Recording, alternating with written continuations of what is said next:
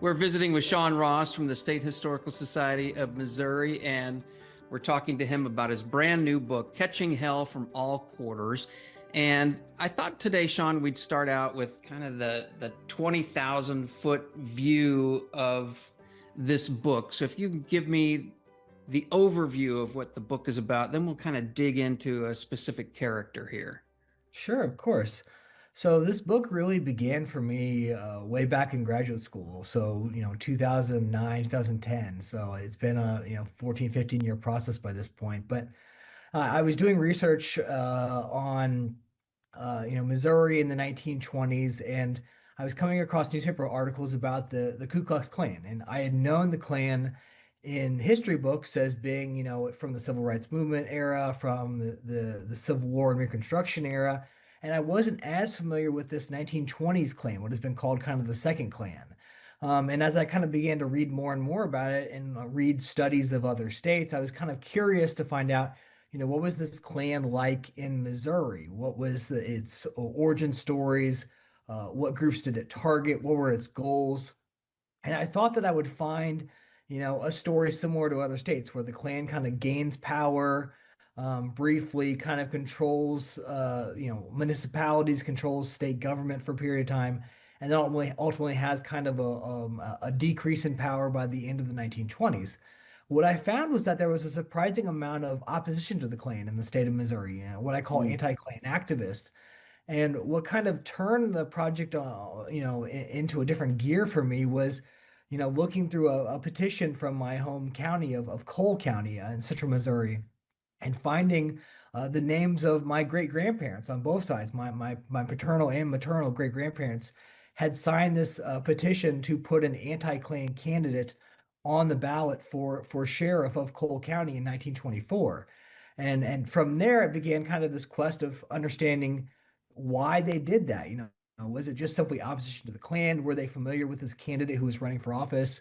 Where did they fit into this larger attempt at coalition building to make this kind of anti-Klan movement to challenge the rise and ultimately kind of movements of the Klan there in the 1920s. So that was kind of what happened in the midst of the project, not even as a beginning point, but really as a middle kind of guiding path along the way that kind of steered this from a more localized study to one that looks at the state as a whole and looks at not only the rise and fall of the Klan, but also looks at these various anti-Klan activists from all over the state and their ties locally, statewide, and even nationally there in the 1920s and 1930s. So who is on the Klan's enemy list in this time frame? Who are the primary targets? You Well, we mentioned know the candidate there. Who else? We know from our history books, of course, that the Klan of the Reconstruction era targeted a lot of formerly enslaved people and their allies in portions of the American South. By the 1920s, the Klan has broadened that out. They are still targeting African Americans and people of color, but they are also targeting Catholics. They're targeting Jews. They're targeting elements of modernity, what they seem as being challenges to this kind of traditional view of the world as they see it. So they are going after people who are promoting, challenging prohibition. They were in favor of prohibition enforcement. They were going against people who opposed prohibition. They were going against what they saw as kind of Catholic controlled elements of American life. They were opposed to elements of Judaism and Jewish people as well. So it's a much wider swath of American society. And a lot of that is tied into kind of a rise of immigration there at the very end of the 19th century. You have another boost in Catholic immigration, especially from Southern and Eastern Europe. You have a rise in Jewish immigration from Southern and Eastern Europe as well. So a lot of that is tied in there into this opposition from the Klan to these people they see as being quote unquote hyphenated Americans. They're not seen as being true 100% Americans. So that is where the Klan kind of draws this opposition from, saying that they are not true citizens of the United States. In the case of Catholics, saying that Catholics take their orders from the Pope rather than from the president, and really driving a lot of that opposition towards these various new groups in American society. But many of them, of course, had deep ties and deep roots in the United States. But by the 1920s, they are the prime targets of this revived Klan. So, what makes them attractive? Is it people who are against change or fearing the wave of immigrants coming in? What makes the Klan attractive to people where they can get some power in this time frame? The biggest thing really that drives a lot of this in the 1920s for the Klan is there's this emergence there right at the start of their origin. And 1915 is when William Joseph Simmons kind of recreates this Klan and creates the second Klan. Is the exact same time that you have W.D. Griffith's Birth of a Nation, which comes out. And Birth of a Nation is kind of this landmark film of its era. And the story is very much of Reconstruction. It is the story about kind of the terror of the Civil War, the aftermath of the Civil War. And in the end of that film, you see the Klan ride in and in the display on the film be seen as the heroes of the film. They save the people in the film from what is certain destruction. And so the Klan in this film portrayal is seen as being heroes and kind of rewriting of history through Griffith's portrayal in the film. Thus, you have people leaving the theaters and seeing the Klan as being very heroic figures. And then, William Joseph Simmons starts this revived Klan at the exact same time. And it kind of builds on not only the nostalgia of Reconstruction of this earlier Klan, but it builds on the idea of needing to regulate morality, needing to regulate things like, opposition to prohibition, needing to regulate, the increasing numbers of immigrants coming into the United States.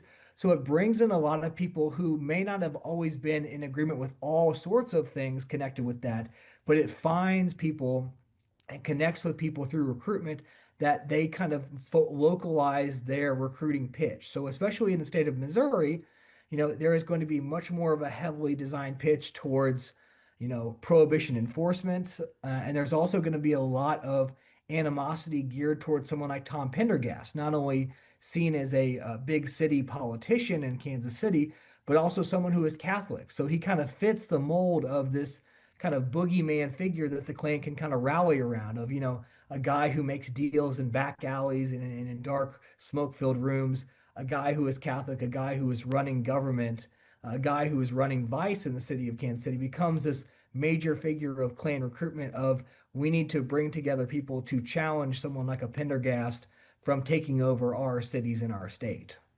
And on the other side of the state, in St. Louis, you have another figure emerge. He has a Catholic background. What for Lukey Hart? What is the pressure point? What inspires him to join this fight that starts to emerge against the Klan? The storyline for Lukey Hart really begins even before the Klan is ever reformed there in 1915. He is someone who is originally from Iowa, but he makes St. Louis his home after he graduates from the University of Missouri Law School in 1905. He becomes a prominent attorney. He serves on the city's board of aldermen, but he's really deeply connected throughout his life with the Knights of Columbus, so which is a kind of a fraternal organization geared towards Catholics, especially at that point, Catholic men. And he gets connected with this effort there in the 19 teens of trying to promote Catholicism and Catholic fraternal bonding, but also challenging these various anti-Catholic groups. And the biggest one for the Knights of Columbus and for Lukey Hart is a newspaper from the town of Aurora, Missouri. They're just southwest of Springfield. Aurora was the publication site of a newspaper called The Menace, and later a revived version called The New Menace. And it was one of the largest anti-Catholic newspapers in the entire country. It claimed millions of subscribers. In fact, it was so well read and so heavily subscribed to that they actually said that they had to build an extra rail line into Aurora to accommodate the extra trains heading out of the town to send subscriptions of the newspaper off to various locations around the country. So early in the 19 teens, the Knights of Columbus takes up this effort to challenge the menace because they're spewing kind of this anti-Catholicism. They're saying these horrible things about Catholics and about the Pope.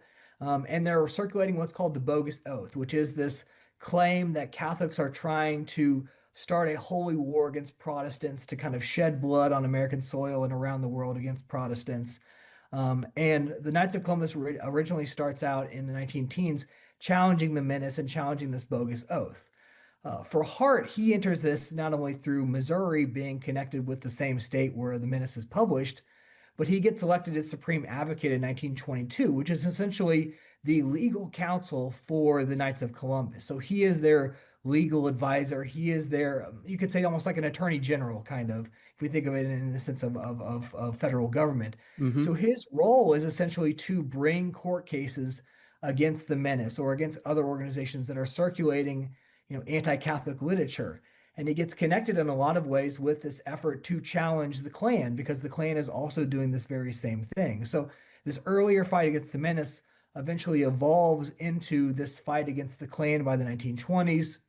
And one of the biggest cases that the Knights of Columbus and Hart gets involved with is a law out of Oregon, which is called the Oregon Compulsory Education Law, which required that all students of school age in Oregon were to attend only public schools. They couldn't go to private schools. They couldn't go anywhere else. They had to only go to public schools.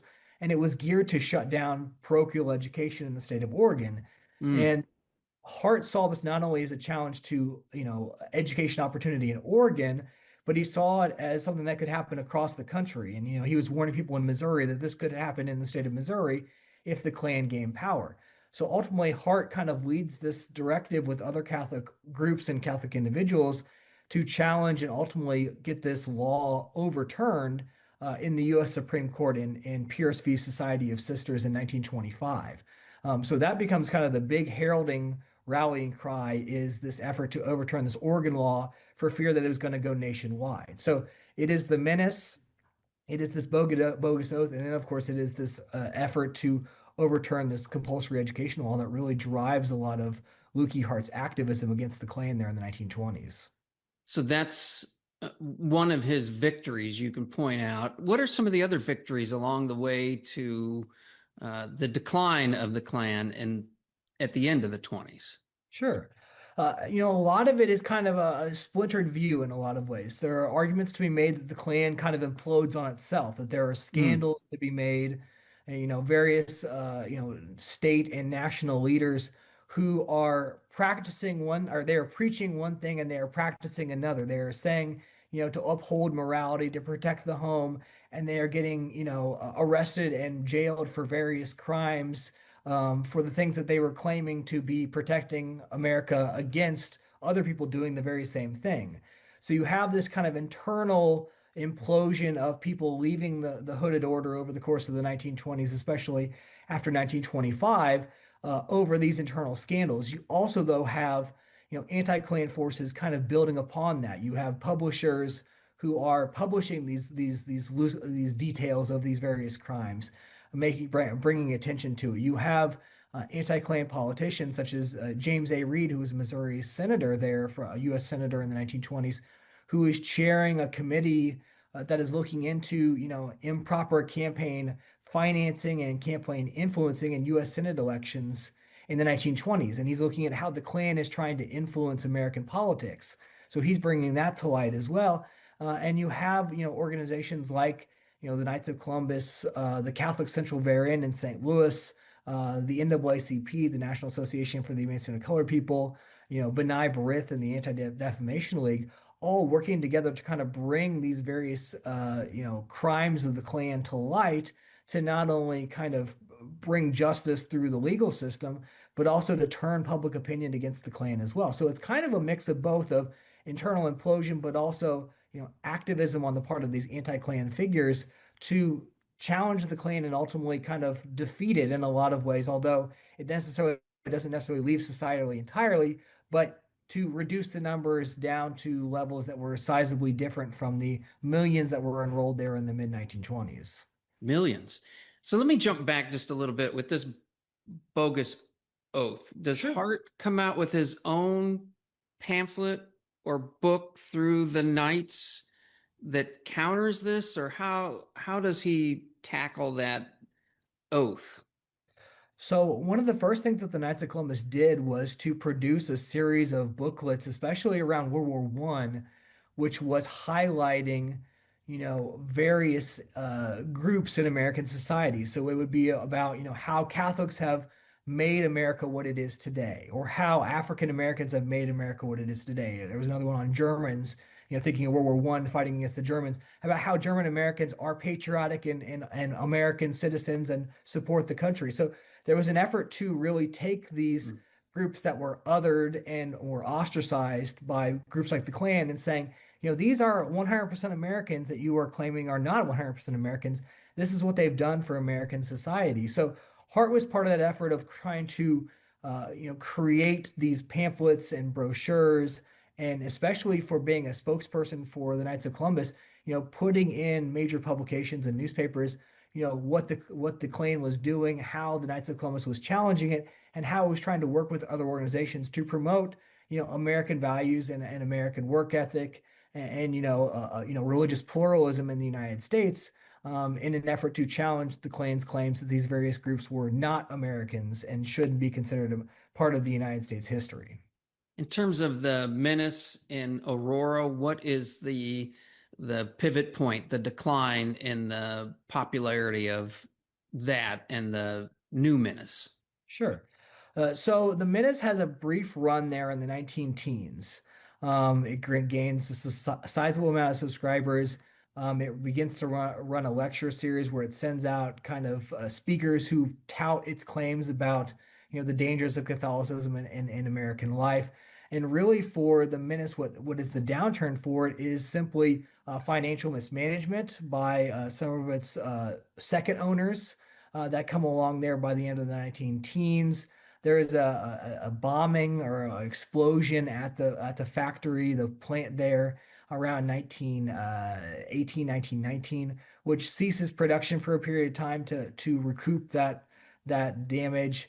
World War One also has a major hit upon the subscriber numbers, and they try to bundle it back together there by the 1920s, calling it the New Menace. And it exists, but it is not as powerful as it once was. It doesn't have the same reach. Mm. And it continues on into the 1930s, and eventually it's called the Monitor. And it tries to form together with other kind of similar publications, such as The Protestant, which was run by Gilbert Nations, who was another Missourian from the Lead Belt, who had been featured in the Menace and in the New Menace as an author, and had written a number of books. And also Fellowship Forum, which was another 1920s Washington, D.C. Published newspaper as well. So it tries to form it back together, but it never has quite the subscriber numbers as it claimed there in the 19 teens before World War One. So you mentioned this was really a coalition, and you have Hart and the Knights, and you have all these other groups Mhm. that are in a battle with the Klan in this time frame. So, is there a legacy that carries forward with a new generation as we hit the 60s when the Klan seemed to have a resurgence? When most people think of the Klan, I think today they think of the civil rights era from, the 50s and 60s. They don't think of the 20s. So, is there a legacy of this coalition? Did they learn lessons from the 20s on how to attack the Klan in that time frame? There is certainly that continuing overlap there from the 1920s and 1930s all the way up into the 1960s. There, you see the Klan's numbers decrease substantially by the 1930s, and in fact, Hiram Evans, who was the leader of the Klan, made a half-hearted tour of the country there in the early 1930s to try to rally people back to the Klan. But not only have people fallen out of favor with it over the morality issues and the criminal issues of it, but in the midst of the Great Depression, if you're charging people $10 to become a member of the Klan, $10 doesn't seem like a lot in today, but back then in the midst of the Depression, $10 is a lot for someone to pay to join membership in a secret society. So the numbers really are quite small over the course of the 1930s. They slowly build after really World War II as you begin to see kind of the rise of the civil rights movement out of World War II, that double V campaign, victory over fascism abroad, victory over racism at home. You begin to see the rise not only of a civil rights movement, but then also a rise of a third generation of the Klan there at the same time in the 1940s. But it is a very much splintered Klan. The Klan as a singular entity in the 1920s, headquartered in Atlanta, run by first William Simmons and later by Hiram Evans, is not the same Klan of the 1940s. It is various clans, with an S that exist to where even in the state of Missouri by the 1960s, you have three different clans operating in the state of Missouri that all are affiliated with different branches of the Klan, nationwide. So there's very much a splintering of it. It is not as united and it's very much more localized than it would have been in the 1920s. So that is the Klan that we see then in the 1950s and 1960s, very much challenging integration, challenging the civil rights movement. And you see those individuals from that anti-Klan coalition who were already had a tenuous relationship in the 1920s, really discussing that once more in the 1940s and the 1950s and the 1960s. You know, Catholics like Lukey Hart and the Knights of Columbus, African Americans with the NAACP are still a very much part of this anti-Klan coalition. They're very much dedicated to this, and especially you could say Jewish organizations like B'nai B'rith and the Anti-Defamation League as well, because of the Klan being opposed to them as individuals. The Klan is anti-Catholic, it is anti-Semitic, it is anti-Black.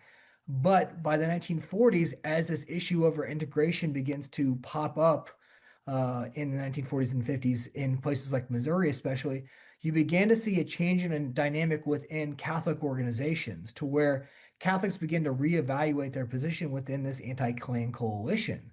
Someone like Lukey Hart continues to push the Knights of Columbus to integrate, especially for local councils, but he gets blowback from his former anti-Klan colleagues who say, are you doing enough to fight for civil rights and fight for integration?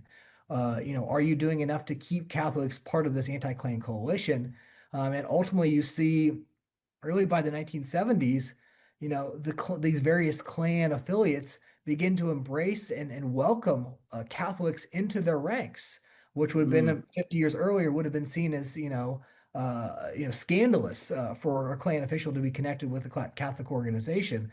So that is really the turning point for this anti-Klan coalition, is you continue to see Jewish organizations and African American organizations as part of the anti-Klan coalition, and Catholicism is the one that kind of gets a more difficult road to approach, the Klan as we get into the 1950s and the 1960s. Mm. Interesting. Are there any modern day parallels? I think when I think of the um, current situation with immigrants and the state of um, politics now, it feels like there is a parallel, but it also is different. What are your thoughts on that? I think when we look at, 100 plus years ago, back to the 1920s, some of the events that are highlighted in my book are, now happening 100 years ago, 1924, 1925, 2024, 2025. This issue over immigration has been something that has existed in American society since the founding of the United States. There has always been, questions about we as a nation of immigrants versus how, individuals and organizations and even governments talk about immigrants or allow for immigration into the country, how that immigration process takes place. So that was something that was being debated intensely there in the 1920s. You had an immigration law passed in 1921. You had another one passed in 1924 that regulated immigration into the United States until the 1960s when, administrations under Kennedy and Johnson reevaluate immigration policy. So that policy of the 1960s gets reevaluated, over the course of the latter half of the 20th century and 21st century. So these debates over immigration, immigration reform, immigration limitations that are in popular media today and discussed today were very much being discussed in the newspapers in the 1920s. And they were something that were driving not only the Klan and its recruiting tactics, but it was something very much discussed by anti-Klan officials as well. How you build a relationship with people who are, not only newly arriving immigrants to the United States, but also first and second generation immigrants as well. So this immigration debate has been going on now for, it'll be the 250th next year. 250 Yeah, plus years, immigration has been a major subject matter in U.S. and American history. and it's still a friction point. Before we go, are you going to be somewhere where if people have their own questions for you, they want to talk to you about this book?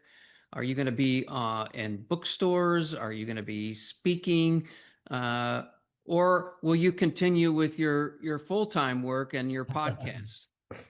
Still doing full-time work here, a little bit of everything, but next major event for me is going to be at the Center for Missouri Studies in Columbia, Missouri on November 12th for their History on Elm series. Going to kind of do an overview of the book there. So encourage people to come out for that one if they can. A little bit of a drive from Springfield, but if they're interested, they can come there, hear the presentation, and I'll be answering questions at the end of that as well. And then just kind of keep an eye out for things coming up in the future for other, bookstore visits or book signings or things like that going forward. All right, Sean. Well, we appreciate you joining us and being willing to talk to us. And thank you for this book, Catching Hell from All Quarters. There is a second part of it, Anti-Klan Activists in Interwar Missouri. So I have the full title in there for your book. Thanks again. We appreciate you. Well, thank you very much, Paul. I appreciate you.